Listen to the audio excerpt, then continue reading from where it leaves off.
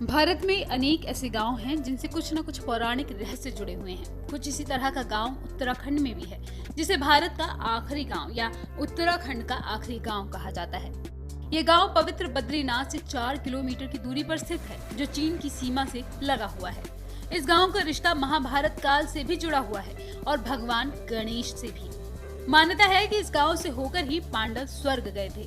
आज हम आपको इस गांव से जुड़े कई रहस्यमय और रोचक बातें बताएंगे, जो आपको हैरान कर देंगी।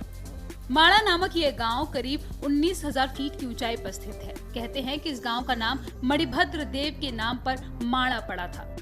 पौराणिक मान्यताओं के अनुसार ये भारत का एकमात्र ऐसा गांव है जो धरती पर मौजूद चारों धामों में भी सबसे पवित्र माना जाता है।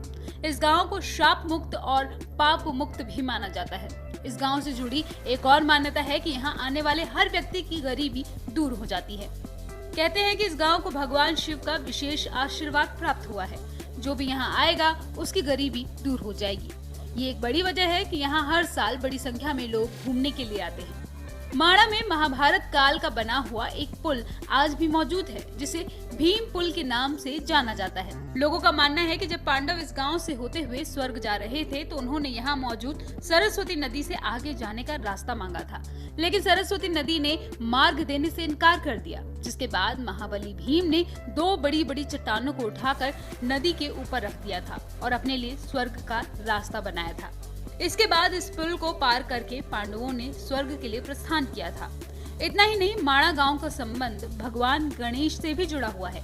कहते हैं कि महर्षि वेदव्यास के कहने पर भगवान गणेश जब महाभारत लिख रहे थे तो उन्हें सरस्वती नदी के बहने की तेज ध्वनि सुनाई दे रही थी। इसलिए उन्होंने देवी सरस्वती से उनके पानी का शोर कम करने को कहा। इसके बावजूद भी जब सरस्वती नदी का शोर कम नहीं हुआ तो भगवान गणेश ने गुस्से में आकर उन्हें शाप दे दिया। उन्होंने कहा कि आज के बाद इससे आगे तुम किसी को नहीं दिखोगी। इस गांव में व्यास गुफा भी है, जिसके बारे में मान्यता है कि यहाँ महर्षि वेदव्यास रहते थे। यहीं पर उन्होंने कई वेद और पुराणों की रचना की थी।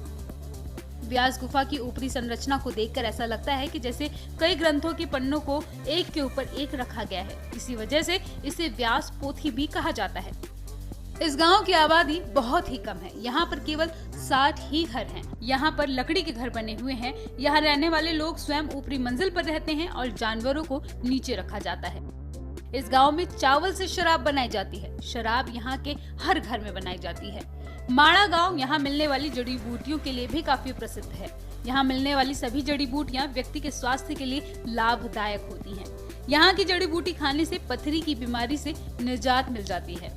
माणा गांव घूमने के लिए बेस्ट समय मई से अक्टूबर के बीच है। इस दौरान यहाँ हर साल बड़ी संख्या में टूरिस्ट आते हैं, क्योंकि आमतौर पर इन्हीं दिनों में बद्रीनाथ के कपाट भी खुलते हैं।